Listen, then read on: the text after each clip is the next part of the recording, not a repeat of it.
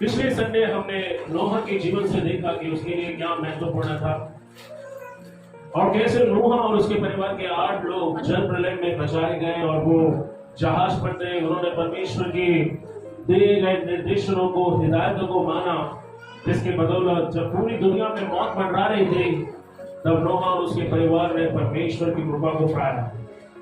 Bible कहती है कि जब यीशु का आना होगा तो उस समय ठीक जैसे नोहा के दिनों में हुआ था वैसा ही प्रभु यीशु के दिनों में भी होगा, जब कलीसिया उठाई जाएगी। हालेलुया, कोई बोले हालेलुया, हालेलुया, आमीन। मत्ती उसका 36 से हम लोग 38 तक पढ़ेंगे। इस बात को ध्यान में रखें कि प्रभु यीशु का जो दूसरा आगमन है उसके बारे में कोई निश्चित रूप से कोई तारीख, कोई समय बाइबल में बताई नहीं गई। सो यीशु कहता है कि उसके आने के बारे में किसी को भी कोई जानकारी नहीं है। सो अगर कोई आपको बोलता है यीशु यहाँ आया है, यीशु आ चुका है या कलीसिया ऑलरेडी उठा ली गई है, तो वो झूठ बोल रहे। ओके, बाइबल कहती है उसके आने का, उसके दूसरे आगमन का समय किसी को भी नहीं पता। ये ना तो स्वर्गदूत और ना ही स्वर्ग में कोई व्यक्ति ये जानता है कि यीशु वापस धरती पर इस वायुमंडल में कब प्रवेश करेंगे। पर यीशु कहता है कि केवल पिता, जहां तक कि स्वयं यीशु ने भी कहा कि वो भी नहीं, उसे भी नहीं मालूम कि उसका आना कब होगा, लेकिन सिर्फ पिता ही है जो ये तय करेगा कि उसे कब इस धरती पर भेजा जाना चाहिए। फिर आगे हम देखते हैं उसने नूह का जिक्र किया। बाइबल कहती है उसने कुछ चिन्ह हमको बताया। यस, पहली बात तो हमें यीशु के आने के चिन्हों को जानना चाहिए, उन्हें पहचानना चाहिए, और जब ये चिन्ह होंगे तब हमें ध्यान देकर अपने आप को तैयार करना होगा कि प्रभु बहुत जल्दी आने वाला है। सो नोहा के समय में क्या हुआ था? बाइबल कहते हैं नोहा के जमाने में लोग शादी करते थे, पेड़ लगाते थे, पार्टियां होती थी, हर जगह लोग खुशी मना रहे थे। यानी वहां पर किसी को ये अंदाजा नहीं था कि अगले पल उनके साथ क्या होने वाला। नोहा के जमाने में इतनी ज्यादा अराजकता फैल गई थी कि लोग जो है पूरी तरह से नियम रहित जीवन जी रहे थे, कामुकता भरा हुआ जीवन जी रहे थे। समाज में हर जगह लोगों की सोच इतनी खराब हो गई थी। बाइबल कहती है कि परमेश्वर ने जब नीचे देखा तो उसने क्या देखा कि इंसान के दिमाग में जो कुछ आता है वो बुरा ही आता है। आज हम मॉडर्न जमाने में जी रहे हैं। अब देखते हैं कि आज सबसे ज्यादा लोग मोबाइल फोन के आदी हो गए हैं और आपका मन बहलाने के लिए एक नहीं, दो नहीं, बहुत सारे सोशल साइट्स आ चुके हैं, हजारों सोशल साइट्स हैं। और हम देखते हैं कि आज 1 मिनट के लिए भी फोन लोगों के हाथों से छूटता नहीं है। आज शैतान ने सफलतापूर्वक लोगों का ध्यान भटका दिया है। उनका ध्यान भटकाने के लिए ज्यादा उसको कुछ करना नहीं है। और इतनी सारी चीजें सोशल मीडिया पर आ रही है कि लोगों के पास प्रार्थना का समय नहीं है, बाइबल पढ़ने का समय नहीं है।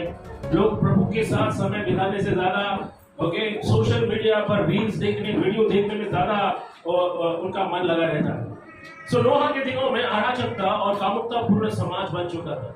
उन्होंने वही किया जो उनको चाहिए था और इसलिए परमेश्वर ने बल प्रयोग किया और उसने इस संघर्ष को खत्म करने के लिए बल का इस्तेमाल किया और वो फिर से ऐसा ही अंतिम दिनों में नहीं करने वाला। नोह के और लूत के समय में व्यापक रूप से, आत्मिक रूप से और नैतिक रूप से लोग बिगड़ चुके थे। लोगों का नैतिक जीवन, लोगों का क्या बोलते हैं उसको, आत्मिक जीवन ऊपर जाने के बजाय नीचे जा रहा। लोग जो है इतने भ्रष्ट हो चुके थे कि उनके मन में जो भी विचार आता था वो निश्चित और निश्चय रूप से बुरा होता था। आप इसको उत्पत्ति 6 अध्याय 6 से 7 में पढ़ सकते हैं कि परमेश्वर मनुष्य को बनाने से पछताया और वो अपने हृदय में दुखी हुआ। कितने लोगों को याद है, बहुत जमाने पहले एक गाना आता था, दुनिया बनाने वाले क्या तेरे मन में नहीं समाए, गाय को ढूंढे। और आप देखो परमेश्वर ने जब दुनिया को देखा तो वो काफी दुखी हुआ। जब उसने लोगों की सोच को देखा वो दुखी हुआ। उसने देखा कि जो कुछ लोगों के मन में आता है वो बुरा ही आता है। इसलिए परमेश्वर ने कहा कि अब मैं मनुष्यों का नाश करूंगा और मैं मनुष्य क्या जीव जंतु जितने को मैंने बनाया सबको मैं पृथ्वी पर से नष्ट कर डालूंगा। आप इसे उत्पत्ति 6 अध्याय 6 से 7 में पढ़ सकते हैं। नोह और लूत के जमाने में लोग बहुत ज्यादा जो है भौतिक चीजों के पीछे पड़ते। आज भी लोग चर्च में उद्धार पाने के लिए नहीं आते। आज भी लोग चर्च में स्वर्ग जाने के लिए या अपने आत्मा के मुक्ति के लिए नहीं आते। कई लोग चर्च में चंगाई के लिए आते, कई लोग चर्च में आशीष पाने के लिए आते, कई लोग चर्च में अपनी बीमारी से छुटकारा पाने के लिए आते। और इसमें कोई बात बुरी नहीं है, लेकिन सबसे बुरी बात क्या मालूम है? अगर आपका ध्यान सिर्फ भौतिक चीजों के पीछे, अगर आप सिर्फ सुख शांति पाने के लिए, आशीर्वाद पाने के लिए, पैसा पाने के लिए, जीवन में शांति को पाने के लिए अगर आप चर्च आते हो तो आप गलत जगह पे आए। परमेश्वर नहीं चाहता कि आप अपने आत्मा के उद्धार या मुक्ति को खो दो। यीशु ने कहा तुम्हें क्या लाभ है अगर तुम पूरी दुनिया को जीत लो लेकिन खुद की आत्मा को नहीं बचा पाए तो क्या फायदा? मैं हमेशा जवानों से कहता हूँ ऐसी नौकरी को लात मारो जो आपको चर्च से दूर रखती है। ऐसे काम से आप दूर रहो जो आपको परमेश्वर से दूर रख सकता है। क्योंकि अगर आप 20,000 महीने का 50,000 क्यों न कमा ले, लाखों रुपए क्यों न कमा ले, बट वो पैसा आपको बचा नहीं सकता। अगर बचाने की शक्ति तो वो है प्रभु। पैसा आपको सुरक्षित नहीं करता है, भले आपके पास कितना भी पैसा क्यों हो। ओके, पैसा रुतबा अगर परमेश्वर आपको साथ ना दे तो कोई आपका साथ नहीं दे सकता। नूह के जमाने में लोगों ने परमेश्वर के जल का मजाक उड़ाया। उन्होंने भविष्यवाणी के द्वारा दी गई चेतावनी को ध्यान नहीं दिया। नूह ने लोगों से कहा मन फिराओ क्योंकि तुम्हारे ऊपर न्याय आने वाला है। 40 दिन 40 रात बरसात होगी और बच निकलने का कोई रास्ता नहीं होगा क्योंकि हर तरफ पानी ही पानी होगा। बाइबल कहते हैं उन दिनों में जितने ऊंचे पहाड़ थे वो सब पानी के नीचे डूब गए। अब देखते हैं कि इस जमाने में भी परमेश्वर का वचन आने वाले भयानक दास्ती के बारे में बताता है। इसी मत्ती 24 अध्याय में बाइबल कहती है कि पूरे मनुष्य के इतिहास में कभी ऐसा हुआ नहीं होगा, ऐसे दिन आने वाले। आप लोग पढ़ सकते हैं मत्ती 24 अध्याय, ओके, और आप पढ़ सकते हैं वचन 21 को। उस समय ऐसा भारी क्लेश होगा जिसको महाक्लेश बोलते हैं। यस, नूह के जमाने में जो हुआ वो तो सिर्फ एक ट्रेलर था। मुझे बताइए पानी में डूब के मरना ज्यादा आसान है या फिर आग में झुलस कर? नूह के समय में परमेश्वर ने जल प्रलय लाया, लेकिन बाइबल बताते हैं अंतिम दिन में आकाश के जो गण हैं जिनके लोग पूजा करते हैं वो पिघल कर नीचे गिरेंगे, सूर्य अंधकार में हो जाएगा। कितने लोगों को मालूम है? न्यूज चैनल में बताया गया है कि एक स्टेरॉइड, ओके, एक उल्का पिंड जो है वो ब्रह्मांड से पृथ्वी की तरफ बहुत तेजी से आता है। रशिया और अमेरिका के जो साइंटिस्ट हैं वो अभी से अंतरिक्ष में, ओके, प्लानिंग कर रहे हैं कि वो अंतरिक्ष में एक बड़े एटॉमिक बम को भेजे और वो पृथ्वी पर टकराने से पहले उस उल्का पिंड को उड़ाकर भस्म करे ताकि पृथ्वी का नाश नहीं हो। और साइंटिस्ट लोगों ने ऐसा अंदाजा लगाया कि अगर ये उल्का पिंड जो है वो पृथ्वी से टकराता है तो भारी तबाही आ सकती है। मनुष्य का जो जीवन है वो समाप्त भी हो सकता है। कितने लोगों को मालूम है कई हजारों साल पहले डायनासोर्स भी पृथ्वी पर थे, राइट? बट डायनासोर्स अचानक से गायब हो गए और साइंटिस्ट लोगों का ऐसा अंदाजा है, ओके, कि शायद पृथ्वी पर कोई धमाका हुआ, कोई उल्का पिंड गिरा था जिसकी वजह से पूरी जितने जो महाकाय प्राणी थे वो सब नष्ट हो गए। तो हम देखते हैं यहाँ पर यीशु मसीह कहता है कि आदम के टाइम से लेकर अब तक, यानी पृथ्वी जब से शुरू हुआ है तब से अब तक ऐसा खतरनाक समय नहीं आया जो अब आने वाला है। ओके, पढ़ो, देखो वचन 21 में लिखा है क्योंकि जगत की शुरुआत से, ओके, आरंभ से जो नहीं हुआ अब तक नहीं हुआ और न कभी उसके बाद होगा। आप समझ सकते हैं कितनी भयानक स्थिति पृथ्वी पर होगी कि पृथ्वी की उत्पत्ति के दिन से आज तक जो नहीं हुआ और उसके बाद कभी नहीं होगा, इतनी भयानक स्थिति होगी। और इसलिए परमेश्वर कलीसिया को वो घटना होने के पहले ही वो कलीसिया को संसार से अलग करे। सुनो कलीसिया, ध्यान दीजिए यहां पर रैप्चर है क्या, इस बात को समझना बहुत जरूरी है। अंग्रेजी में रैप्चर ये शब्द कलीसिया के उठाए जाने के लिए इस्तेमाल हुआ। अंग्रेजी शब्द रैप्चर लातिनी भाषा के रापेरे इस शब्द से लिया गया जिसका अर्थ है जल्दी से, तेजी से। और यही लातिनी शब्द रापेरे आता है बाइबल की मूल यूनानी भाषा से जिसे हरपाजो कहा गया। सब लोग जोर से बोलो हरपाजो, ओके, क्योंकि बाइबल यूनानी भाषा से उसको बाकी अन्य भाषा में अनुवाद किया गया था। इसलिए किसी भी शब्द के मूल अर्थ को समझना है तो आपको उस ओरिजिनल शब्द की ओर जाना पड़ता है। सो हम देखते हैं कि ग्रीक भाषा में यानी यूनानी भाषा में उठाए जाने को हरपाजो कहा गया है, जिसका मतलब है ऊपर उठा लेना, खींच लेना, पूरी ताकत से पकड़ लेना, या फिर जैसे पेड़ से फूल को तोड़कर चुनकर अलग कर लिया जाता है उसे हरपाजो ये शब्द इस्तेमाल हुआ। ठीक ऐसा ही कुछ परमेश्वर अपने सच्चे लोगों के साथ करने वाला है। जब प्रभु ने अपने लिए इस पृथ्वी से अलग करेगा, उन्हें हवा में उठा लेगा। ध्यान दीजिए, कलीसिया में अक्सर दो टाइप के लोग आते हैं। हालेलुया, एक बुद्धिमान, एक मूर्ख। आप देखो मत्ती 25 अध्याय में यीशु मसीह ने मूर्ख और बुद्धिमान कुमारियों का जिक्र किया है। ये जो 10 कुमारी, उसमें से 5 मूर्ख थी और 5 बुद्धिमान थी। और बाइबल कहती है मूर्ख पीछे छोड़ दिए गए। तो कलीसिया आज हम रैप्चर जैसे विषय को क्यों सीख रहे हैं? क्योंकि शैतान चाहता है कि कलीसिया सोई रहे। शैतान नहीं चाहता है कि कलीसिया प्रभु के आने के लिए तैयार हो। शैतान कलीसिया को पैसे, संसार के मोह माया में फंसा कर रखना चाहता है। वो आपको व्हाट्सएप और इंस्टाग्राम और फेसबुक पर इतना उलझा कर रखना चाहता है कि आपको खुद को तैयार करने का मौका भी नहीं मिलेगा। सुनो इस बात को, सही मायने में रैप्चर की घटना या कलीसिया के उठाए जाने की घटना यीशु मसीह की सच्ची कलीसिया का वर्णन करता है। जब मैं सोचता हूँ कि कौन है जो हवा में उठा लिए जाएंगे, आप देखो पूरी बाइबल में परमेश्वर ने लोगों को जीवित उठा लिया। हनोक वो पहला व्यक्ति था जिसको परमेश्वर ने जीवित उठा लिया। एलिया वो दूसरा व्यक्ति था जिसको परमेश्वर ने अपने पास बुलाने के लिए अग्नि में रथ भेजा, यानी उसने मृत्यु को नहीं देखा और वो जीवित उठा लिया गया। फिर हम उत्पत्ति की किताब में मेल्किसेदेक के बारे में पढ़ते हैं, जिसकी ना तो कोई उत्पत्ति थी यानी उसका कोई आरंभ था, ना उसका अंत था। मेल्किसेदेक यीशु मसीह को दिखाता है। वो अचानक से कहां आया और कहां गायब हो गया, इसके बारे में बाइबल कोई जानकारी नहीं देती। पर मेल्किसेदेक जो है वो यीशु मसीह का एक प्रकार है। हालेलुया। आप यीशु को पूरी बाइबल में देखते हैं, उत्पत्ति से लेकर प्रकाशित वाक्य में, बाइबल में हर जगह आप यीशु के चरित्र को देख सकते हैं। अब देखते हैं अंतिम दिनों में करोड़ों लोग एक साथ उठा लिए जाएंगे और इस घटना को रैप्चर ये शब्द कहा गया। उन दिनों में हर टीवी न्यूज चैनल पर एक ब्रेकिंग न्यूज दिखाई देती और उस ब्रेकिंग न्यूज में लोगों को बताया जाएगा कि दुनिया भर से करोड़ों लोग जो यीशु के भक्त थे, जो यीशु पर विश्वास करते थे, जो यीशु को अपना मुक्तिदाता मानते थे, ऐसे लोग गायब हो गए। उनके कपड़े नीचे छोड़ दिए गए, उनके सामान नीचे छोड़ दिए गए, लेकिन वो एक साथ करोड़ों लोग गायब हो गए। कहां गायब हो गए नहीं मालूम। और न्यूज टीवी चैनल पर डिबेट चालू होगा, बहुत सारे बुद्धिजीवी आएंगे और लोगों को जवाब देंगे कि ये करोड़ों लोग कहां गए, कौन उनको उठाकर लेके गया। वो बोलेंगे एलियंस आए, पर ग्रह जीवी आए और उन्होंने इन लोगों को। अब ये एलियंस क्या है? एलियंस या परजीव ग्रह क्या है? पर ग्रह जीवी क्या है?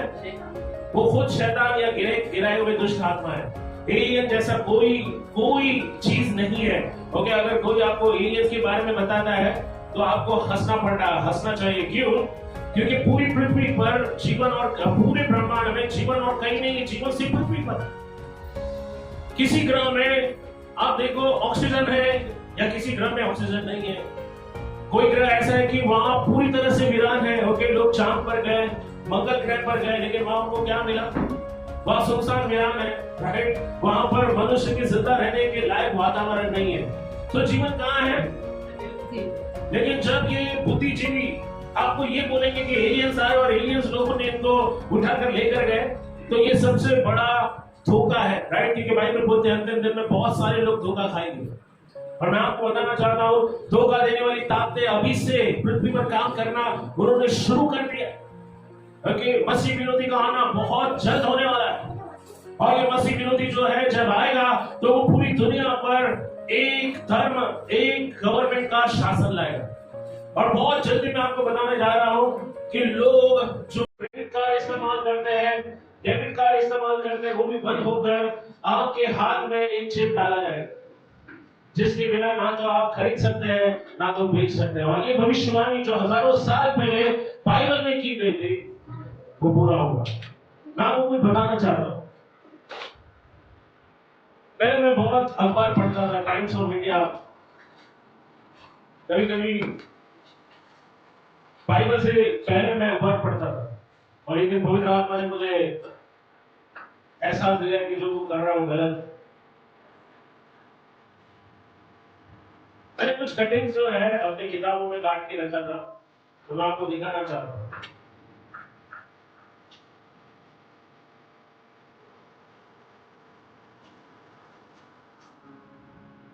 आप विश्वास नहीं करोगे, 2004 का एक लेख है जो टाइम्स ऑफ इंडिया में मैंने पढ़ा था और जिसको मैंने काट के रखा था। 2004, आज क्या है 2020 साल पहले अखबार में आया था, और जब मैं ये लेख पढ़ा मैंने तुरंत इस लेख को काटकर अपनी बाइबल में रखा। बाइबल कितनी सटीक है इस बात का उदाहरण मैं आपके सामने रख रहा हूं। ओके, अगर आपको अंग्रेजी आती है आप इस लेख को लेकर पढ़ सकते हैं। इसमें लिखा है कि अमेरिका इस देश में एक चिप का वो परीक्षण कर रहे हैं जिसको हाथ या माथे पर लगाया जा सकता है, और इस चिप के इस्तेमाल के बाद आपको कैश लेकर घूमने की जरूरत नहीं पड़ेगी। क्या आपको मालूम है जैसे जैसे दुनिया तरक्की कर रही है, आने वाले दिनों में जो पैसा पेपर का पैसा है, कागज से जो नोट बनती है, वो पूरी तरह से बंद होने वाला है। आप देखो क्यों सरकारें इन दिनों पेटीएम, गूगल पे, पेटीएम और फिर फोन पे, ये सारे डिजिटल चैनल्स का इस्तेमाल करने के लिए लोगों को उत्साहित कर रही है। वो बोल रहे हैं कि आप कैश इस्तेमाल मत करो, और मुझे नहीं लगता अभी इन दिनों बहुत ज्यादा लोग कैश का गड्ढा जेब में लेकर घूमते होंगे। घूमते क्या, आज सब लोग फोन निकालते हैं, स्कैन करते हैं और पैसा। अब देखो 2000 साल पहले परमेश्वर ने अपने दास यूहन्ना को प्रकाशन दिया था कि अंतिम दिन में जब दुनिया पर दुष्ट का शासन होगा, एक जो दुष्ट, जो मसीह विरोधी होगा, जो पूरे संसार में राज्य करेगा, वो इस व्यवस्था को लाएगा। और धीरे धीरे दुनिया इस व्यवस्था की ओर बढ़ रही है।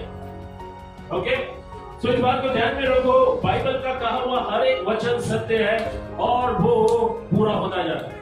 और बहुत जल्दी आप देखेंगे कि यीशु मसीह का आना भी पूरा होगा।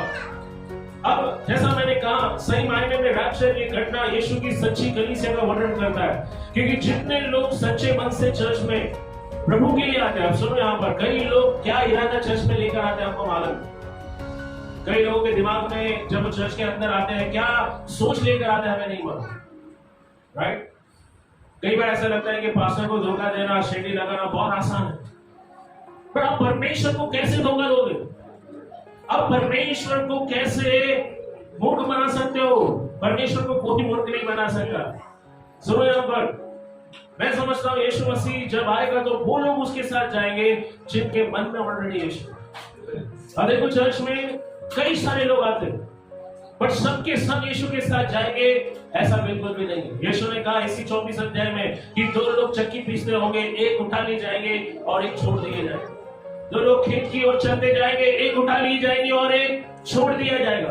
पर आज मैं आपसे कहना चाहता हूं कि अगर आप पीछे छूट गए तो यह आपके लिए सबसे ज्यादा डरावनी बात है, यह आपके लिए सबसे ज्यादा दुख की बात है।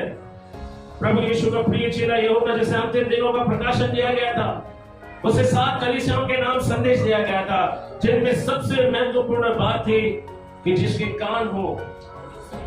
कई लोग चर्च में प्रभु का वचन सुनने के लिए नहीं आते, कई लोग चर्च में यहां वहां की बातें करने के लिए आते, कई लोगों की दिलचस्पी प्रभु के वचन में नहीं होती कि आज लोग क्या पहन कर आए, उनका ध्यान उसकी ओर होता है। आज लोग यीशु को कॉपी करने के बजाय एक दूसरे को कॉपी करते हैं। सुनो यहाँ पर, यीशु मसीह सच्चे लोगों के लिए आ रहा है। अगर आप कलीसिया में एक दूसरे का फायदा उठाने के लिए आ रहे हो, अगर आप कलीसिया में एक दूसरे को नीचे गिराने के लिए आ रहे हो, तो याद रखिए आप बुद्धिमान नहीं हो। यीशु कहता है जिसके कान हो वो सुन ले। प्रभु यीशु आज की दौर की कलीसिया की बात करता है, जिसका मतलब यह है कि यीशु अपनी कलीसिया के बारे में क्या सोचता है ये हमें पता होना चाहिए। कलीसिया जो कल थी, कलीसिया जो आज है, कलीसिया जो भविष्य में होगी। यीशु अपनी कलीसिया दुल्हन को लेने जल्दी पृथ्वी के वायुमंडल में प्रवेश करने वाला है, मगर अगर कलीसिया के लोग उसके आने के लिए तैयार नहीं है तो इसका बड़ा ही भयानक परिणाम होगा और वो पीछे छोड़ दी जाएगी और उनको उन सारी परिस्थितियों से गुजरना होगा। जैसा मैंने कहा, पृथ्वी में ना तो ऐसी घटना पृथ्वी बनाई गई थी उस दिन से कभी नहीं हुई थी और ना ही कभी होगी। ऐसे भयानक परिस्थिति का सामना लोगों को करना होगा। इसलिए हर दिन हमको प्रार्थना करना है, प्रभु तू आने के लिए हमें तैयार कर, हमें आपके साथ जाना है, हमको इस संसार में नहीं रहना, क्योंकि इस संसार में जो भयानक बातें होगी उसे आप सह भी नहीं पाएंगे। जब भी हम इकट्ठा होते हैं, मत्ती 18:20 कहता है, तब हम कलीसिया बनते हैं। हम कलीसिया जाते नहीं है, परंतु हम कलीसिया को लाते हैं। हम खुद यीशु की कलीसिया है, जहाँ एक तरफ प्रभु चाहता है कि कलीसिया उसके आने के लिए तैयार रहे, जागे रहे, उसके आने की राह देखे, तो दूसरी तरफ शैतान चाहता है कि कलीसिया सोती रहे, खुद को संसार की चिंता और पैसे कमाने में खुद को व्यस्त रखे। शैतान चाहता है कि कलीसिया प्रभु के आने के लिए कभी तैयार नहीं हो, उसकी पृथ्वी पर से उसके उठाए जाने से कलीसिया बेखबर रहे। ये शैतान की चाल। अगर आज आपके पास प्रभु के लिए समय नहीं है, तो बहुत जल्दी खुद को आप स्वर्ग के बाहर खड़ा हुआ पाओगे। मैं चाहता हूं निकाले दूसरा पत्रस 1:10 और 11 वचन को पढ़ेंगे। बहुत ही महत्वपूर्ण बात पत्रस कलीसिया से कहता है। वो कहता है कि अपने चुने जाने को पक्का करो, अपने चुने जाने को तैयार करो, अपने चुने जाने को मजबूत करो।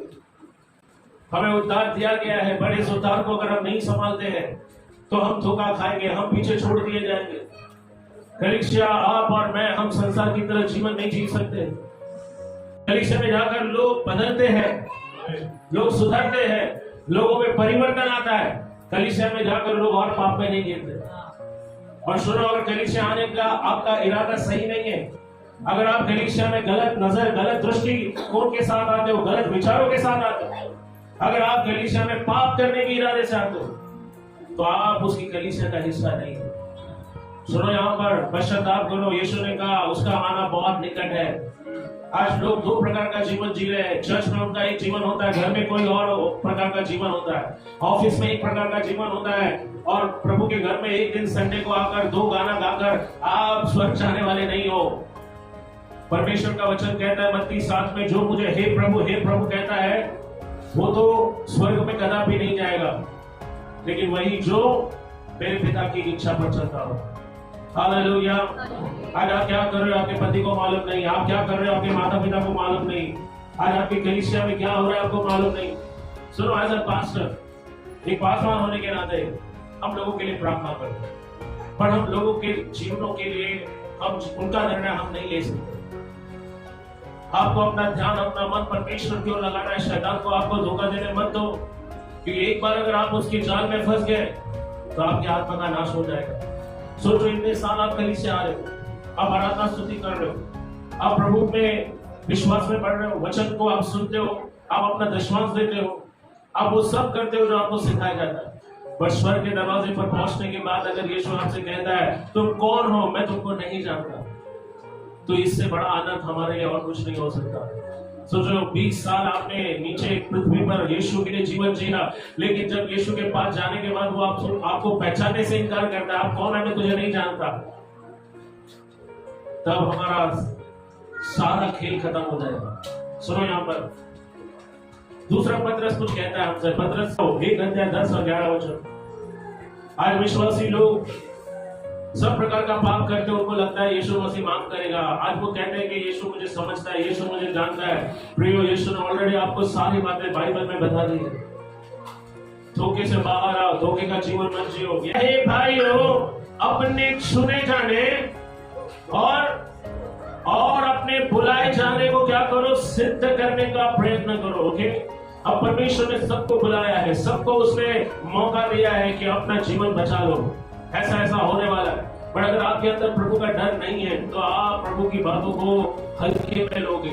आप चर्च के बाहर जाते ही सारी बातें एक कान से सुनकर आप इस कान से निकाल दोगे।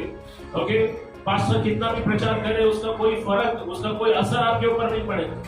पर सुनो, यहाँ पर अंत में नुकसान मेरा नहीं है, नुकसान आपका है। हालेलुया। नरक वास्तव में एक खतरनाक जगह है।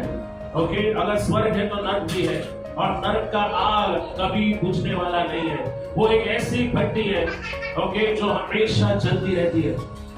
वो एक ऐसी भयानक पीड़ा का स्थान है जहां पर परमेश्वर नहीं चाहता कि उसका कोई भी संतान जाए। इसलिए परमेश्वर बार बार वचनों के द्वारा चेतावनी देता है कि उठो, मन फिराओ, अपनी आंखें खोलो। तुम जीवन में क्या कर रहे हो, खोलो अपनी आंखें। थोड़े देर के मजे के लिए अगर आप अपने विश्वास को बेचते हो, थोड़े देर के मजे के लिए अगर आप प्रभु की वचनों को जो है अपने पैरों के नीचे कुचलते हो, तो इसका परिणाम बहुत ही भयानक हो सकता है। आज मुझे नहीं मालूम प्रभु का आत्मा किससे बात कर रहा है, पर अगर आप वो व्यक्ति हो जो बचाए जाना चाहते हो, स्वर्ग में जाना चाहते हो, तो आपको पृथ्वी पर रहते हुए अपने जीवन के लिए अच्छे चुनाव करने होंगे। बाइबल कहती है कि उसके राज्य में झूठे लोग जो है वो भी प्रवेश नहीं करेंगे। सो अगर झूठ बोलना आपकी आदत है, पश्चाताप करो, झूठ बोलना छोड़ दो। हजारों बार आपने वचन सुना होगा, लेकिन एक बार ऐसा समय आएगा जब आपको दूसरा मौका नहीं मिलेगा। जब दरवाजे बंद हो जाएंगे, तब आपको जो मौका मिला है वो मौका पूरी तरह से खत्म हो जाएगा। एक बार चुने हुए लोग जिनको परमेश्वर चाहता है कि वो बचाए जाए, वो उठा लिए जाएंगे, तब फिर दूसरा मौका आपको नहीं मिलेगा। सुनिए, यहाँ पर पतरस कहता है, बाइबल कहती है अपने चुने जाने को, अपने बचाए जाने को पूरा यत्न करो, अपने बचाए जाने का पूरा यत्न करो, नहीं तो आज हम जो कुछ कर रहे हैं उसका कल कोई मतलब नहीं रहेगा। आपने सुना मैंने क्या कहा? कलीसिया आना, चर्च आना, ओके, प्रभु को दान दशमांश देना, राइट, प्रभु के लिए स्तुति के गीत गाना, उपवास करना, इन सारी चीजों का कोई मतलब नहीं रहेगा अगर आप खुद को स्वर्ग के बाहर देखें। ओके, प्रभु के सामने जाओ, धर्मी होने का नाटक बंद करो और प्रभु को बोलो, प्रभु ये मेरी कमजोरी, इसमें से मुझे बाहर निकाल। यहाँ मैं संघर्ष कर रहा हूँ, ये मेरा जीवन असली जीवन है। चर्च में तो मैं नकाब पहनकर जाता हूँ, लेकिन जब प्रभु के सामने जाते हो नकाब उतारो। और अगर आप नकाब नहीं उतारोगे, परमेश्वर खुद एक दिन वो नकाब उतार देगा और कल आप सच में कौन है सबको मालूम पड़ जाएगा। सबको ही नहीं, लेकिन आपको खुद को भी मालूम पड़ेगा कि आप कहां गलत हो। बाइबल कहती है अपने आप को बदलो, परमेश्वर के रास्ते पर चलो। पहला थिस्सलुनीय 4:13 से 18 में हम उठाए जाने के बारे में पढ़ते हैं। यहाँ पौलुस कलीसिया के उठाए जाने के बारे में लिखता है। वो कहता है कि जो प्रभु में सो गए हैं, ओके, ये वो वचन है जो अक्सर पास्टर्स लोगों के अंतिम संस्कार में बोलते हैं। ओके, अंतिम संस्कार में शायद आप में से कई लोग नहीं गए हैं, खास करके कोई विश्वासी जब मरता है, पर मुझे बहुत बार मौका मिला, मैंने कई सारे अंतिम संस्कार खुद लोगों के किए हैं। राइट, दूसरे कलीसिया से लोग मुझे बुलाते हैं, पास्टर हमारे घर में मौत हो गया, आओ और अंतिम संस्कार करो, तो मुझे जाना पड़ता है। तो ये एक ऐसा वचन है जो अंतिम संस्कार के दिन बोला जाता है। हमारे यहाँ पर मृत्यु को अशुभ माना जाता है। लोग मृत्यु के बारे में बात करने से डरते हैं, कतराते हैं, पर याद रखो मृत्यु एक अटल सत्य है। हर दिन सुबह जब आप उठते हो, अपने आप को याद दिलाओ कि आप मरण हार हो। ओके, एक दिन आपको मरना ही है। जब आप अपने आप को याद दिलाओगे तो आप अपने आप को घमंड करने से रोकोगे। आज मनुष्य बहुत सी बार घमंड करता है अपनी सुंदरता का, पैसों का, पढ़ाई लिखाई का, बुद्धि का, ज्ञान का, अपनी पोजीशन का, अपने घर का, कई सारी चीजें जिसका लोग घमंड करते हैं। पर जब हम अपने आप को याद दिलाएंगे कि हम एक दिन मरने वाले हैं और ये सब कुछ यहीं पर रह जाएगा, तब हम एक दूसरे से आदर और सम्मान से पेश आएंगे। आज कई लोग बाजू में बैठते हैं लेकिन हाय हेलो नहीं बोलते, प्रेज द लॉर्ड नहीं बोलते, लोगों को देखकर मुंह यहाँ से वहां फेर देते हैं। आज भी उनके अंदर बदले की भावना है, जलन है, ईर्ष्या है। क्या आपको लगता है ऐसे लोग उठाए जाएंगे कलीसिया के समय? जब यीशु आएगा कलीसिया को उठाने, क्या ये लोग उनके समूह में होंगे जो खुद को दीन और नम्र करने के लिए तैयार नहीं है, खुद को दूसरों को माफ करने के लिए तैयार नहीं है? सुने, यहाँ पर यीशु का रास्ता बहुत कठिन है। इन दिनों 40 दिन का उपवास शुरू हो गया। गए बुधवार को राकेश बुधवार होता, किसी लोगों का नाम आता है, और 40 दिन का उपवास लोग इस पीरियड में करते हैं, इस सीजन में करते हैं। बाइबल में कहीं पर आदेश नहीं है कि आपको 40 दिन का उपवास करना, अगर ऐसा होता तो हम भी करते, राइट। बट कई लोग उपवास करते हैं क्योंकि वो यीशु को अपना आदर्श मानते हैं। यीशु ने 40 दिन उपवास किया, पर उपवास करने का सबसे बड़ा कारण है कि हम परमेश्वर की उपस्थिति में जाएं। उपवास का मतलब है उसकी उपस्थिति में समय बिताना। उपवास का मतलब है प्रभु की बातों को सुनना। और अगर आप प्रभु की उपस्थिति में समय नहीं बिताते हो, उसकी आवाज नहीं सुनते हो, तो आपने केवल अपने पेट को भूखा मारा है। अगर आपका उपवास आपको बदलता नहीं है तो आप रीति रिवाज का उपवास कर रहे हो। यीशु ने उपवास किया क्योंकि पवित्र आत्मा उसे जंगल लेकर गया। उसने इसलिए नहीं किया क्योंकि सब लोग उपवास कर रहे थे। उसने इसलिए उपवास नहीं किया क्योंकि वो एक रिवाज था, नहीं। यीशु मसीह अपनी पब्लिक सेवा शुरू करने वाले थे। बपतिस्मा लेने के तुरंत बाद उन्होंने उपवास और प्रार्थना के द्वारा खुद को तैयार किया। कलीसिया आपको भी खुद को तैयार करना है। हर रात सोने जाने के पहले आपको बोलना है, प्रभु तेरा आना निकट होगा, प्रभु तेरे आने के लिए मुझे तैयार कर। कितने लोग इस तरह से प्रार्थना करके सोते हैं? क्योंकि हमको नहीं मालूम कल का सुबह हम देखेंगे या नहीं। यूनान में एक जनरल था जिसने कई सारी लड़ाइयां जीती, और जब वो वापस रोम में आया तो वहां पर एक रिवाज था कि जो कप्तान लड़ाई जीत कर आता है उसके गले में माला डाली जाती थी, उसको रथ पर सजाकर खड़ा किया जाता था और उसका जुलूस निकाला जाता। और जुलूस में जो विजयी कप्तान है उसकी नाम के लोग नारे लगाते थे, जय जयकार करते थे। लेकिन उनकी इस रिवाज में एक अजीब परंपरा ये भी थी कि उस कप्तान के दोनों यानी दाएं और बाएं और दो लोग खड़े रहते थे जो उसके कान में फुसफुसाते। और वो यूनानी शब्द है, मुझे नहीं याद आ रहा, बट ये मैंने किताब में पढ़ा था, और वो शब्द बोलते थे मेरी मेमेंटो। इसका मतलब है तू मरने वाला।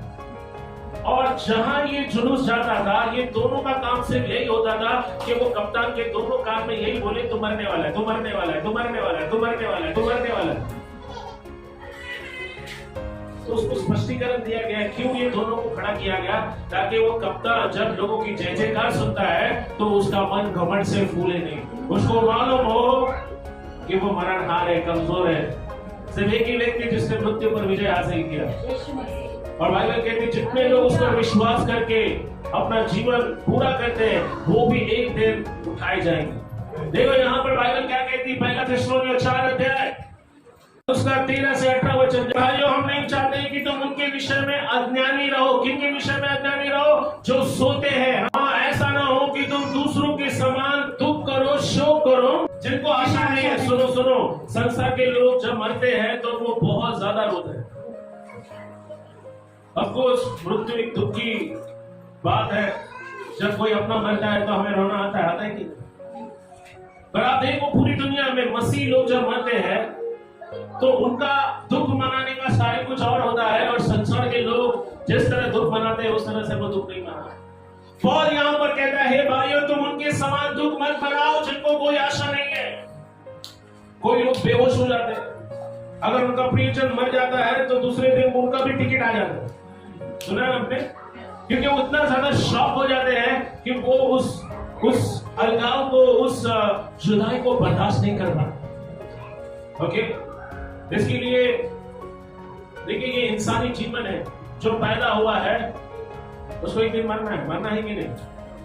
और सुनो यहाँ पर, लेकिन बाइबल में हमें यीशु मसीह के द्वारा आशा दी गई है कि हम उसके साथ अनंत काल के लिए रहेंगे। और यही कारण है कि हमें जब कोई मरता है तो हमें इस तरह से शोक, समझो ये जो नाम है अशोक, अशोक का मतलब क्या है? जिसके जीवन में कोई दुख नहीं है, और शोक का मतलब होता है दुख। वो कहता है संसार के लोगों की तरह दुख मत मनाओ जिनको कोई आशा नहीं है। कोई बोलो मेरे पास आशा है, यीशु मसीह मेरी जीवित आशा है। देखो आप विश्वास करते यीशु मरा और फिर जी उठा। कितने लोग विश्वास करते हैं? विश्वास करते हैं। अगर हम विश्वास करते हैं कि यीशु हमारे पापों के लिए मरा और जी उठा, जो यीशु में सो गए हैं, सभी लोग बोलो सो गए हैं। अब देखो जब कोई व्यक्ति प्रभु में मर जाता है तब उसकी मृत्यु होती है। ऐसा कोई व्यक्ति जो प्रभु को जानता है, जब उसकी मृत्यु होती है तब उस व्यक्ति का शरीर जो है भले ही कब्र में रहता है मगर उसका आत्मा प्रभु के पास जाता है। सो एक प्रकार से वो कभी नहीं मरता। ओके, यूहन्ना 11 अध्याय में यीशु ने कहा जो कोई ये विश्वास करता है कि मैं ही पुनरुत्थान और जीवन है, वो अगर मर भी जाए तो भी फिर से जीवित, वो फिर से जिएगा। हालेलुया। कितने लोग विश्वास करते हैं यीशु मसीह जीवन और पुनरुत्थान है? मेरी मरियम को लगा कि जब जी उठने का समय आएगा तब उसका भाई जी उठेगा। यीशु ने कहा मरियम क्या तू विश्वास करती है कि मैं ही जीवन और पुनरुत्थान हूँ? और मरियम ने कहा प्रभु हम जानते हैं जब पुनरुत्थान का समय आएगा तब मेरा भाई जी उठेगा। यीशु ने कहा चल तेरे भाई के कब्र पर, और उसने जोर से पुकारा लाजर बाहर आ, और मुर्दा लाजर अपने कफन के साथ कब्र से बाहर आया। Hallelujah, hallelujah. ऐसा ही कुछ होगा। बाइबल कहती है जो लोग प्रभु में सो गए, ओके, वो भी जब यीशु आएगा तब वो कब्र में से पहले बार आएगा। जब प्रभु स्वर्ग से उतरेगा, वचन 14 कहता है, क्या यहाँ पर प्रभु ऐसा नहीं कहता है कि मरे हुओं से आगे नहीं बढ़ेंगे? आपकी बाइबल में लिखा है सोए हुओं के आगे नहीं बढ़ेंगे। प्रभु में जो लोग मरते हैं वो एक्चुअली मरते नहीं, वो क्या है? सोते हैं। हालेलुया। कितने लोग घर में अलार्म लगाकर सोते हैं रात को? मोबाइल में अलार्म लगाते हैं? हाँ, अरे लगाते हैं। कितने लोग अलार्म बजने के बाद भी सो जाते हैं वापस? हाँ, पर कितने लोग अलार्म बजते ही, ओके, कितने लोग अलार्म बजते ही उठते हैं? सो पुनरुत्थान के दिन ऐसा ही कुछ होने वाला है। पुनरुत्थान के दिन ऐसा ही कुछ होने वाला है। जो लोग प्रभु में सोए हुए हैं वो पहले जी उठेंगे। पौल कहता है अगर हम जीवित बचे रहेंगे तो हम उनके आगे नहीं जाएंगे, पर हमसे पहले जो सोए हुए हैं वो जी उठेंगे। और जब वो जी उठेंगे उनके मुर्दा शरीर को वो पहन लेंगे। जब यीशु स्वर्ग से उतरेगा तब वो विश्वासियों की आत्मा को भी अपने साथ लाएगा, जो अपने मुर्दा शरीर को पहन लेंगे और पुनरुत्थित शरीरों के साथ वापस जी उठेंगे। जो विश्वासी जीवित बचे रहेंगे वो हवा में उठा लिए जाएंगे और प्रभु के साथ इस तरह सदा सर्वदा रहेंगे। बाइबल कहती है कि उस समय प्रभु स्वयं हवा में उतरेगा और प्रधान दूत की तुरही फूकी जाएगी। अगर प्रभु आने के पहले हम में से कोई प्रभु को प्यारा हो जाता है तो हम पहले जी उठेंगे और बाइबल कहती है कि हम उनके साथ बादलों में उठा लिए जाएंगे। अगर आप 5 अध्याय को पढ़े तो यहाँ पर पौलुस कंटिन्यू करता है प्रभु यीशु के आने के बारे में। अगर 5 अध्याय 1 वचन को पढ़े तो यहाँ पर पहला सवाल जो अपने आप को हमको पूछना है वो ये है कि क्या मैं प्रभु के आने के लिए तैयार हूँ? रात में चोर आपको बताकर आएगा मैं चोरी करने वाला हूँ। कोई नहीं जानता है कि चोर किस समय आएगा, और बाइबल कहते हैं कि प्रभु का आना भी तो ठीक उसी प्रकार से होगा।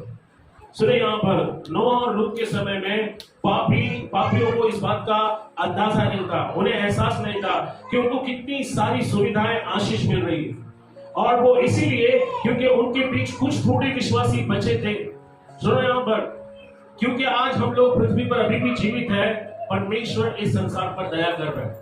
अब पेंटेकोस्ट के दिन कलीसियाई युग का शुरुआत हुआ, यानी जब कलीसिया वजूद में आई, अस्तित्व में आई। लेकिन जब कलीसिया पृथ्वी पर से उठा ली जाएगी तब आपको मालूम है पृथ्वी का हाल क्या होगा। बाइबल कहती है हम पृथ्वी के नमक हैं, और जब तक हम पृथ्वी में हैं परमेश्वर लोगों पर दया करेगा, क्योंकि आपके घर से परमेश्वर ने आपको चुन लिया है। इसलिए परमेश्वर आपके माता पिता पर दया करेगा, आपके बच्चों पर दया करेगा। इसलिए कि दया का समय है, उठो प्रार्थना करो, क्योंकि जब आप स्वर्ग में रहोगे और आपकी आंखों के सामने आपका पति नरक में डाला जाएगा, आपके बच्चे नरक में डाले जाएंगे, आपके माता पिता नरक में डाले जाएंगे, उस समय आपकी दशा क्या होगी? आप देखो, यीशु मसीह ने एक स्टोरी बताया, इसके साथ मैं इसको ऐड करूंगा। लूका 16 अध्याय 19 से हम लोग वचन 31 तक पढ़े। सुनो यहाँ पर, जब आप अपना मन कठोर कर लेते हो तो आप किसी की भी बात नहीं सुनेंगे। जब कोई विश्वासी अपने मन को कठोर कर लेता है और जब शैतान उसके मन में समा जाता है, आप देखो यहूदा यीशु मसीह का सबसे नजदीकी चेला था, वो यीशु का पैसा संभालता था। यीशु के पैसे की थैली यहूदा के पास रहती थी। वो यीशु के साथ था पर वो यीशु से दूर था। वो यीशु से ज्यादा पैसों से प्यार करता था।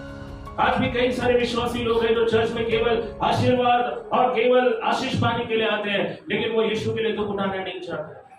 जिस समय उनके हाथ खाली होंगे, जब उनके पास पैसों की किल्लत होगी, तब उनके मुंह से आराधना स्तुति की गीत तक नहीं निकलेंगे, तब वो हाउस ग्रुप तक नहीं जाएंगे। कई सारे विश्वासी जिनको मैं जानता हूं जो हर बार से रोते रहते हैं, ये नहीं है, वो नहीं है, ऐसा क्यों है पास्टर, वैसा क्यों है, क्यों परमेश्वर उनको आशीष नहीं देता है। सुनो यहाँ पर, यहाँ एक धनवान व्यक्ति की स्टोरी बताई गई है जो बैंगनी कपड़े पहनता था, यानी रॉयल पर्पल रोब पहना करता था। उन दिनों में बैंगनी वस्त्र केवल धनवान लोग पहना करते थे। आप देखो, इन दिनों आप सबसे महंगे से महंगा कपड़ा पहन सकते हो अगर आपके पास पैसा है। और हम देखते हैं कि ये व्यक्ति बहुत ही पैसे वाला था। बाइबल कहती है कि हर दिन उसके टेबल पर 5 पकवान बनकर तैयार रहता था, और वो हमेशा अच्छी चीजों को खाता था, अच्छी चीजों को पहनता था। और ठीक उसके दरवाजे के सामने एक भिखारी व्यक्ति को बैठाया जाता था जिसका नाम था लाजर। बाइबल कहती है 2 अलग प्रकार का जीवन था, एक के पास बहुत कुछ था तो एक के पास कुछ भी नहीं था। एक ऐशो आराम की जिंदगी जी रहा था, तो दूसरा भूखा मरने के लिए मजबूर था। हम देखते हैं कि एक घर में एसी की ठंडी हवाएं खा रहा था, तो दूसरा वहां पर बीमारी और फोड़ों से भरा हुआ था। बाइबल कहती कुत्ते उसके घाव को आकर चाट देते। और हम देखते थे कि वो चाहता था कि लोग उसे कुछ खाने के लिए दे, लेकिन कोई उसको कुछ खाने के लिए नहीं देता था। आप देखते हैं कि एक आदमी खाते खाते मर गया और एक आदमी भूखा रहकर मर गया। दोनों मरने के बाद कहां जाते हैं? एक स्वर्ग में जाता है और दूसरा नरक। कौन नरक में जाता है? धनवान व्यक्ति। और स्वर्ग में कौन जाता है? तो क्या बाइबल हमें ये संदेश दे रही है कि जितने गरीब हैं वो सब स्वर्ग जाएंगे और जितने धनवान हैं वो सब नरक में जाएंगे? आज कई लोग चिल्लाते हैं हमारे पास ये नहीं है, हमारे पास वो नहीं है, हमारे पास इतना भारी परफ्यूम नहीं है, सोने की चैन नहीं है, हमारे पास अच्छी साड़ी नहीं है, हमारे पास अच्छे कपड़े नहीं है, हमारे पास अच्छा घर नहीं है। तो क्या धनवान लोग नरक जाएंगे? नहीं। यहां पर एक कहानी जो यीशु ने बताई वो हम सबको नींद से जगाने के लिए काफी है। आप देखो, आपका पैसा आपको स्वर्ग नहीं लेकर जाएगा, लेकिन इस पृथ्वी पर जो जीवन परमेश्वर ने आपको दिया है वो जीवन आप किस तरह से जीते हो ये तय करेगा कि आप कहां जाओगे। आप देखो, धनवान के पास इतना कुछ था, अगर वो चाहता तो वो भिखारी लाजर को दे सकता था, लेकिन क्या उसने दिया? जबकि हम सब कुछ यहीं पर छोड़कर जाने वाले हैं। धनवान व्यक्ति ने इस बात की परवाह नहीं की कि उसके दरवाजे के सामने एक व्यक्ति भूखा मर रहा है। आप देखो, लाजर धर्मी व्यक्ति था या उसने किस तरह का जीवन जिया इसके बारे में बाइबल हमें कुछ नहीं बताता, पर क्योंकि उसने दुख था, बाइबल कहती है वो स्वर्ग में इब्राहिम की गोद में गया। वहां पर उसे शांति मिली, वहां पर उसके सारे आंसू पोंछ दिए गए, वहां पर उसका दुख आनंद में बदला। और यीशु कहता है कि जो उस पर विश्वास करते हैं उनके साथ में वो यही करेगा। वहां पर आप बीमार नहीं गिरोगे। स्वर्ग एक वास्तव में अच्छी जगह है जहां पर हर किसी को जाना चाहिए। बाइबल कहती है उसने हमें नाश होने के लिए नहीं, लेकिन उसने हमें अनंत काल का जीवन का वारिस बनने के लिए चुना। परमेश्वर नहीं चाहता कि कोई भी व्यक्ति नरक में जाए। आप देखो, ये धनवान व्यक्ति को लगा होगा कि ये आशीष परमेश्वर ने मुझे दी है। सुनो, यहाँ पर आशीषों के पीछे मत भागो, पैसों के पीछे मत भागो, थोड़ा सा ओवर टाइम मिल रहा है इसलिए चर्च आना मत छोड़ो, संडे के दिन छुट्टी नहीं है, बहाना कब तक बनाओगे? क्योंकि आप जो निर्णय आज लोगे वो निर्णय या तो आपको अनंत काल के लिए स्वर्ग में ले जाएगा या अनंत काल के लिए नरक में लेकर जाएगा। ये धनवान व्यक्ति गलत फहमी में जी रहा था, उसे लगा कि ये आशीष परमेश्वर ने दी है, पर हम देखते हैं उसका अंत कहां हुआ? उसका अंत नरक में हुआ। आप देखो, लाजर ने कई सारे दुख उठाए और वो अंत में आप सुख का जो है उसका अनुभव कर रहा था। आज कई लोग प्रभु के लिए दुख उठा रहे। मैं जानता हूं कई सारे विश्वासी हैं जो शिकायत नहीं करते हैं, उनके पास चीजों का अभाव है, लेकिन फिर भी वो कुड़कुड़ाते नहीं है, रोते नहीं है, शिकायतें नहीं करते। जैसा भी प्रभु ने रखा है वो प्रभु को धन्यवाद देते हैं। ये वो लोग हैं जो खुद को प्रभु के आने के लिए तैयार करते हैं। सुनो, यहाँ पर संसार की सुख सुविधाओं के पीछे मत जाओ, संसार के लुभावने वाली बातों के पीछे मत जाओ। आप देखो, यहाँ पर जब इस धनवान ने देखा कि लाजर मुझसे अच्छा जीवन जी रहा है और वो नरक में तड़प रहा है, और बाइबल कहती है उसने इब्राहिम से कहा कि कम से कम उस लाजर को मेरे पास भेज कि वो अपने उंगली का सिरा पानी में डुबोकर मेरी जीभ ठंडी करे, क्योंकि यहाँ इतनी गर्मी है, इतनी आग है कि मैं इसे बर्दाश्त नहीं कर पा रहा हूँ। इब्राहिम ने कहा, बेटे तेरे और मुझ में एक अथाह कुंड है, एक इतना विशाल गड्ढा है कि ना तो कोई वहां से यहाँ आ सकता है ना तो यहाँ से वहां जा सकता है। सुनो, यहाँ पर उस धनवान व्यक्ति ने कहा, अगर वो मेरे पास नहीं आ सकता है तो एक काम कर, उसे मेरे घर भेज, क्योंकि मैं नहीं चाहता जहां मैं आया हूं, जहां मेरा अंत हुआ है वहां पर मेरे भाइयों का भी अंत। उसने कहा, मेरे 5 भाई है और मैं नहीं चाहता कि उनका भी अंत मेरे जैसा हो। मैं नहीं चाहता कि वो भी मेरे साथ नरक में आकर वो जो है उनका जीवन नष्ट हो। जानते अब्राहम ने क्या कहा? अब्राहम ने कहा, उनके पास क्या है? भविष्यवक्ताओं की पुस्तक है, उनके पास बाइबल है। अगर आज आप बाइबल से ज्यादा फोन में रहना दिलचस्पी वाली बात समझते हो तो आज आपको नींद से जाग उठने की जरूरत है। अब्राहम ने कहा, देख, अगर लोग भविष्यवक्ताओं की पुस्तक को नहीं पढ़ते तो कोई अगर मुर्दों में से जी उठे तो भी उसकी नहीं मानेगी। यीशु मसीह मुर्दों में से जी उठकर 2000 साल हो गए हैं। कई सारे लोगों से वो बातें कर रहा है, पर कई लोगों ने अपने मन को कठोर कर लिया है। आज यीशु मसीह मरकर जिंदा हो गया, लेकिन कितने लोग उसकी बात सुनने के लिए तैयार है?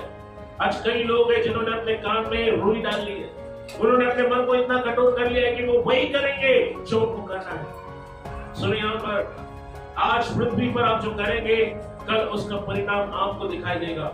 इसलिए जीवन में अच्छे चुनाव कीजिए। जीवन में वो चुनाव करें जो अंत में आपके लिए भलाई को लेकर आएगा। भाइयों बहनों, जीवन सिर्फ थोड़ी देर का है। जीवन इसलिए नहीं कि हम सिर्फ जिंदगी भर मजे करते रहे, नहीं, असली मजा तो प्रभु के साथ है। Hallelujah, hallelujah, hallelujah. भाइयों, यीशु मसीह वापस आ रहा है और वो आ रहा है उसकी दुल्हन को लेने के लिए।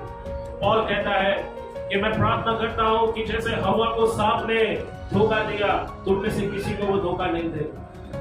वो कहता है कि वो उसकी ये प्रार्थना है, जब तक वो आपको एक दिव्य तेजस्वी कलीसिया के रूप में यीशु के सामने उपस्थित नहीं करता, तब तक वो कहता है मुझे जच्चा की पीड़ा होती है।